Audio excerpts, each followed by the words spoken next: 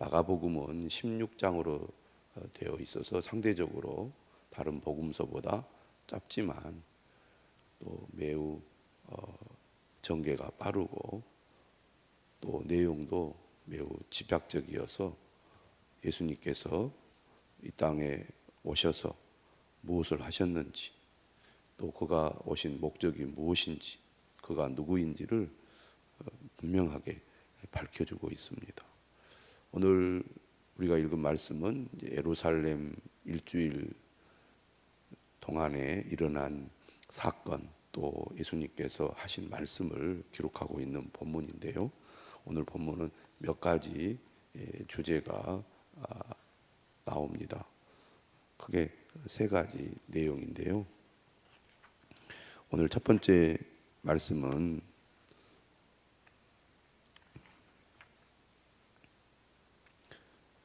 다윗의 자손 그리스도와 관련된 말씀입니다. 서기관들은 이제 주로 성경을 필사하고 기록하는 사람들이죠. 당시에 성경을 일일이 옮겨 기록하는 것은 매우 중요한 일이었습니다. 지금처럼 인쇄술이 있었던 것도 아니고 한자라도 틀리면 안 되기 때문에 매우 정성을 다해서 또 집중해서 또 틀리지 않게 확인해 가면서 성경을 옮겨 기록하는 일은 매우 중요했습니다. 한자 한자 귀하게 여기다 보니 성경을 연구하고 또 성경의 의미를 파악하는 일에 있어서 이들의 역할이 매우 중요했다고 볼 수 있습니다. 서기관 하면 우리가 율법학자 이렇게 이해를 많이 하게 되는데요. 누구보다 하나님의 말씀을 잘 아는 사람들이라고 할 수 있겠죠. 오늘날에도 어떤 단체나 회의에서 어떤 일들을 진행할 때 법을 잘 아는 사람들이 중요한 역할을 합니다. 법에 맞느냐고. 그러면 소위 법통이라는 사람들이 법에 의하면 이렇기 때문에 이렇게 해야 된다라고 법에 근거해서 해석을 내놓습니다. 그 사람들의 말을 존중하지 않을 수가 없죠. 어떤 일을 할 때 법에 근거하지 않으면 나중에는 항상 문제가 발생하게 되고, 법에 근거해서 어떤 일을 처리하면 나중에 문제가 발생했을 때도 법적인 근거가 분명하기 때문에 문제가 확산되지 않고 잘 정리가 될 수 있기 때문입니다. 그런 의미에서 서기관들은 매우 중요한 역할을 했다고 볼 수가 있겠죠. 하나님의 말씀이 이렇게 말하고 있기 때문에 이래야 된다, 이런 것이다. 하나님 말씀을 해석하고 적용하는 데 있어서 상당한 힘이 있는 위치라고 할 수 있겠습니다. 어제 매일 성경 본문에 보면 예수님께 질문을 하고 예수님과 대화한 주체도 서기관들이었습니다. 오늘 본문에서 또 예수님께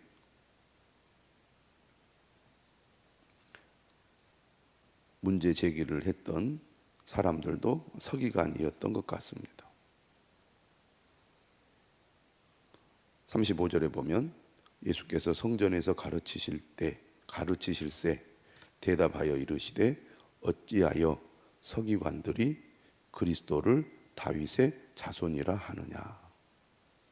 예수님은 다윗의 자손으로 이 땅에 오셨습니다. 혈통이 중요하죠. 왜냐하면 메시아는 다윗의 자손으로 올 것이라고 구약 성경이 분명하게 예언하고 있기 때문입니다. 그런데 오늘 예수님은 이 부분에 대해서 이러한 주장을 반박하는 말씀을 하고 있습니다.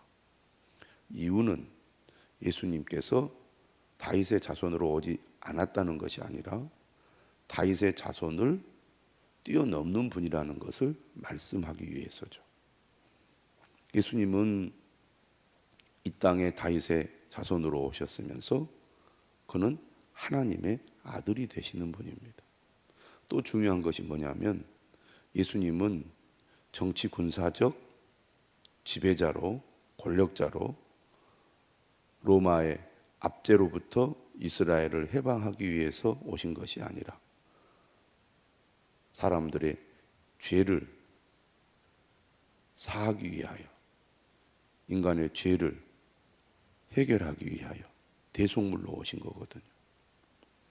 그래서 오늘 예수님은 이러한 질문을 하고 있습니다. 어찌하여 서기관들이 그리스도를 다윗의 자손이라 하느냐. 누구보다 성경을 잘한다고 자부하는 바리새인들이나 또 이 서기관들 앞에 예수님은 하나님의 말씀을 인용해서 그들의 주장을 반박합니다. 오늘 본문은 이렇게 얘기하죠. 36절 말씀은 시편 110편을 인용하고 있습니다. 다윗이 성령에 감동되어 친히 말하되 주께서 내 주께 이르시되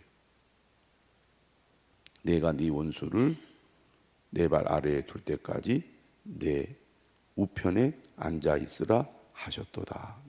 다윗의 고백입니다. 그러면 앞에 주는 누구냐면 하나님을 가리키고요, 뒤에 주는 그리스도를 가리키는 겁니다. 하나님께서 그리스도께 말씀하셨다는 거죠. 내가 너의 원수를 너의 발 아래에 둘 때까지 내 우편에 앉았으라. 이렇게 하나님께서 말씀하셨다는 얘기죠. 그래서 37절에 뭐라고 얘기하느냐면 다윗이 그리스도를 주님이라고 칭했다는 얘기죠. 다윗이 그리스도를 주님이라고 칭했는데 어떻게 그리스도가 다윗의 자손이 될 수 있겠느냐?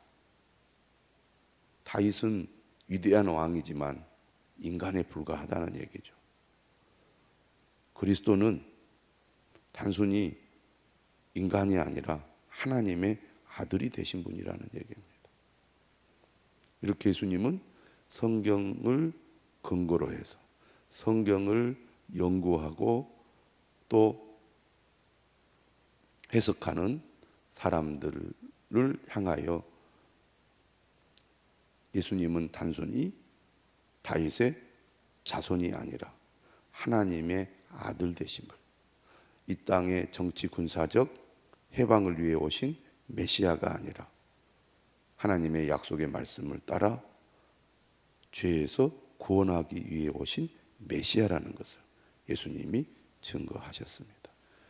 서기관들보다 예수님께서 하나님의 말씀을 더 정확하게 바르게 알고 있다는 것을 보여주신 거죠. 예수님이야말로 하나님이 어떤 분이신지, 하나님께서 그의 백성들에게 주신 말씀의 본래의 뜻, 의도가 무엇인지를 잘 알고 계신 분이라는 것입니다. 두 번째 얘기는 또 서기관들 얘기죠. 서기관들의 외식에 대해서 말씀합니다.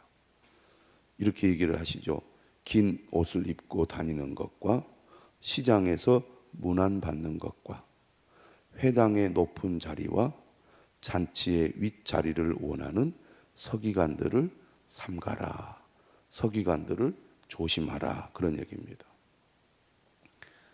인간은 근본적으로 악하고 교만합니다.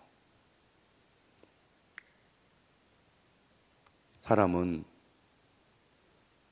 사회적으로나 또 자신의 어떤 처지가 매우 낮은 단계에 있으면 그 사람이 본래 그렇다기보다는 그 사람이 처한 처지 때문에 겸허해질 수밖에 없습니다.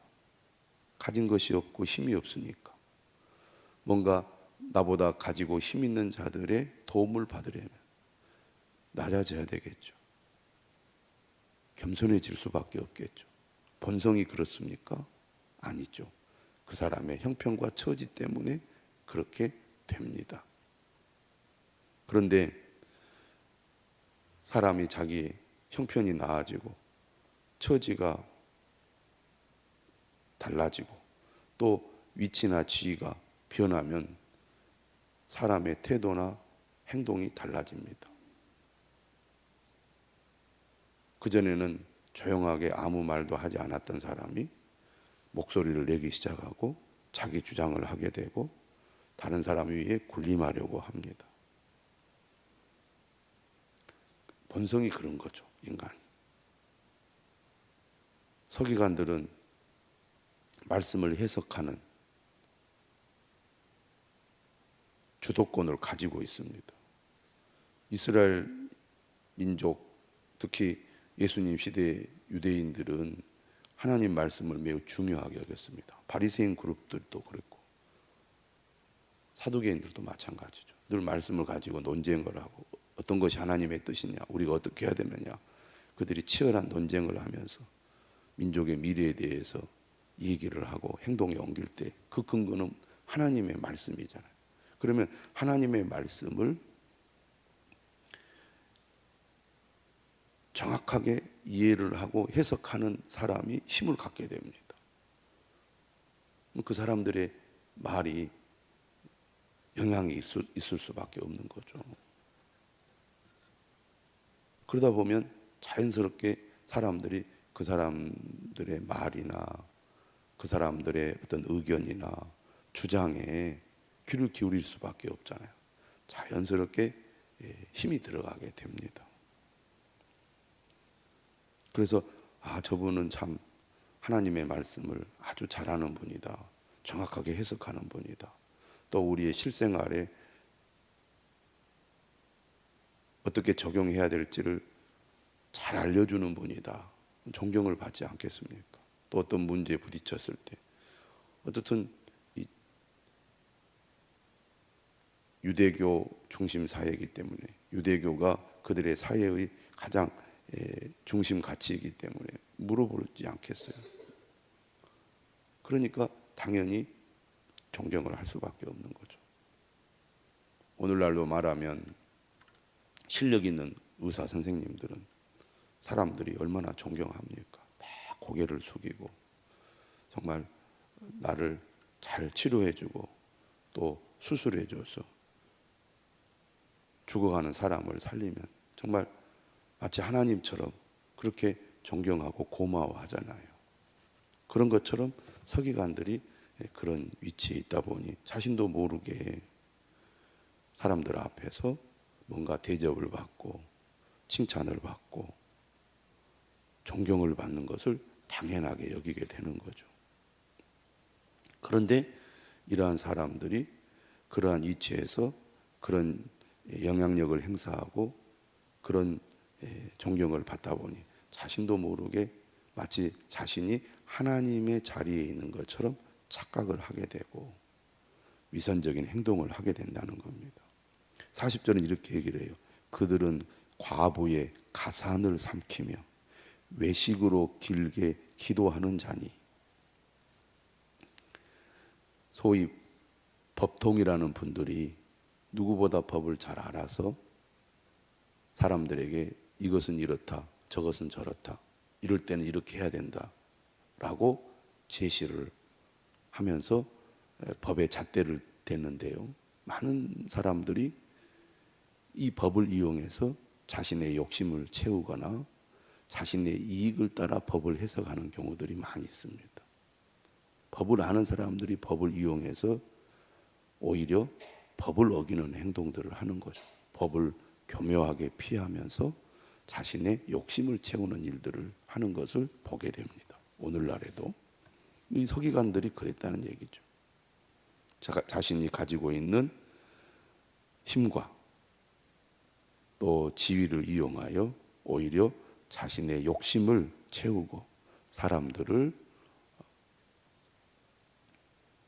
오히려 착취하는 행동들을 하고 있다는 얘기입니다. 그런데 뭐라고 얘기합니까?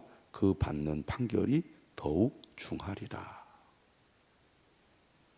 오늘날 힘 있는 사람들, 또 지위가 높은 사람들이 경계해야 될 말씀이고, 특별히 교회 안으로 들어오면 목회자들이겠죠. 하나님 말씀을 가르치는 사람들이 오늘 석인과들과 같은 잘못된 마음과 행동으로 하나님의 심판을 받을 수 있다는 것을 오늘 예수님께서 말씀하고 있습니다. 더욱 겸손한 마음으로 낮아져서 두렵고 떨리는 마음으로 하나님의 뜻을 따르지 않으면 오히려 지도자의 위치에 있는 사람들이 더욱 큰 하나님의 심판을 받을 수 있다는 말씀이라고 하겠습니다. 세 번째 주제는 가난한 과부의 헌신입니다. 오늘 예수님께서 이 마지막 일주일을 보내는 가운데 예루살렘 성전에서 헌금하는 사람들을 지켜보셨습니다. 여기 보면 무리가 어떻게 헌금함에 돈 넣는가를 보실세. 우리 교회처럼 성전에 들어올 때 헌금함이 뒤에 있었습니다. 여러 부자는 많이 넣었습니다. 아마 당당하고 또 자부심을 가지고 헌금을 했을 겁니다. 내가 이렇게 이만큼 드릴 수 있는 것이 얼마나 감사한지 모른다는 그런 아마 표정과 마음으로 드렸겠죠. 당당하게. 그런데 한 가부는, 가난한 가부는 2렙돈, 한 고드란트를 넣었습니다. 매일 성경에 설명이 되어 있죠. 당시 통용되던 최소 단위의 헬라 화폐인데요, 최소 단위의 로마 화폐인 고드란트의 절반이고 노동자의 하루 품삯인 데나리온의 128분의 1에 해당하는 가치였다고 설명이 되어 있습니다. 그러니까 정말 얼마 되지 않는 아주 작은 헌금이죠. 문제는 이 가난한 가부가 얼마나 어려웠던지, 이 보잘것없는 작은 돈이 그녀의 생활비 전부였다는 것입니다. 그러니까 정말 겨우 연명하는 삶을 살아가는 거예요.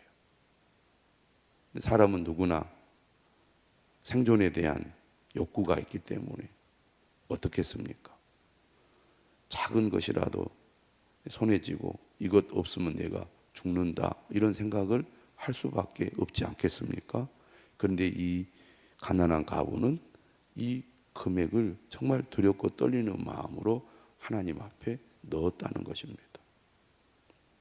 죽을 수밖에 없는데, 마치 엘리야 시대에 과부가 마지막 음식을 해 먹고 죽으려고 했을 때 엘리야를 만나지 않습니까?